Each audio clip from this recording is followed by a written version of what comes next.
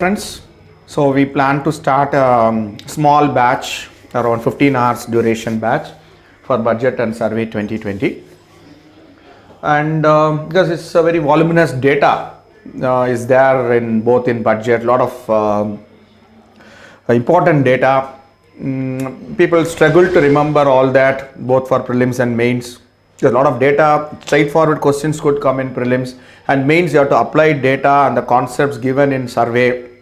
How the economy is progressing, what is the what it future holds for the economy. So if you say that this year, next year the growth will pick up, what measures they expect to do to steadily increase the economy from 5% to, let's say, to 6 to 6.5%. So the classes will not be merely giving what is already there in the budget and survey. We will give more information than what is being already given to you in the open domain. For example, dividend distribution tax has been abolished in this year's budget. So what exactly is dividend distribution tax? So people fail to understand. So when it was introduced and why it has been removed, what are the reasons why it has been removed? So this is important rather than merely saying that dividend distribution tax is abolished. Then another thing what they say, viability gap funding window will be set up to cover hospitals with priority given to aspirational districts that don't have hospitals empaneled under Ayushman Bharat. Here people don't even know what is Ayushman Bharat. So we have to first talk about what is Ayushman Bharat, when it has been introduced, who will be the beneficiaries under Ayushman Bharat. Some information, the data about Ayushman Bharat has to be given. Then we have to talk about an economic concept. What do you mean by viability gap funding? Because we are talking about certain districts, poor districts, in government terminology, aspirational districts. So what is the definition of aspirational districts? How many districts in India are classified as aspirational districts? And then what is viability gap funding? Three different concepts we'll be talking about it, along with giving the information which comes in the budget, because budget doesn't elaborate on the concept. So some of you may, smaller edition of budget and survey are also released in the market by few publishing houses and all that. But most of them fail to provide the background information of what is coming in the budget and survey. People don't understand the concept, merely mug it.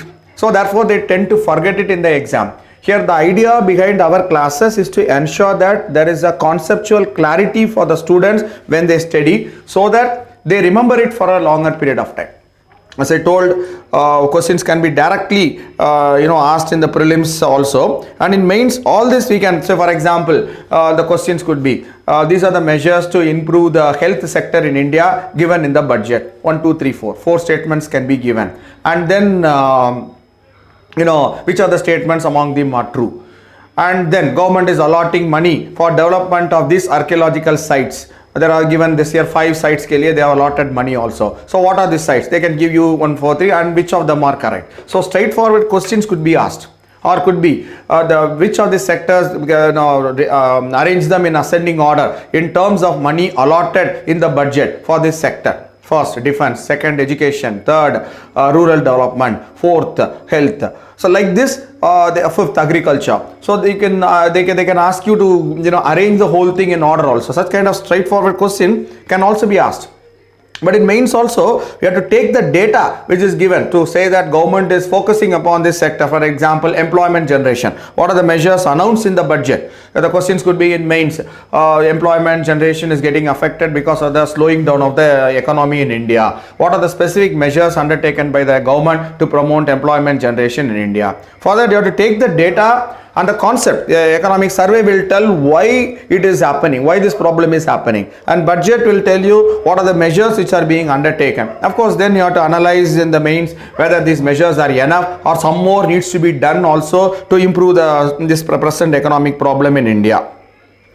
Provision of 8,000 crore rupees for quantum technologies and its applications. There's another measure announced in the budget. People don't know what is quantum technology, why it is important, what is the concept of fourth industrial revolution, or how quantum technologies will overnight change the way in various fields, particularly, for example, digital India is very, very important.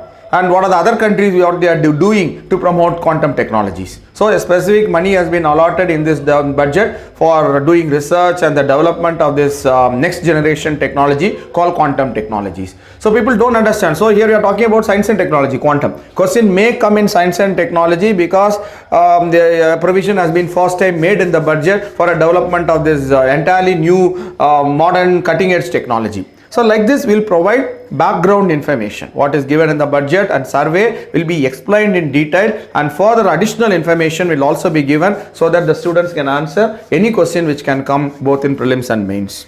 So that's the whole idea. Should be around, I guess, around 15 hours of this thing I am planning. So we'll start it probably in the second week of February, so that this can be completed well in time. 4-5 days, so that you can take your own notes and do the exams very well. Thank you.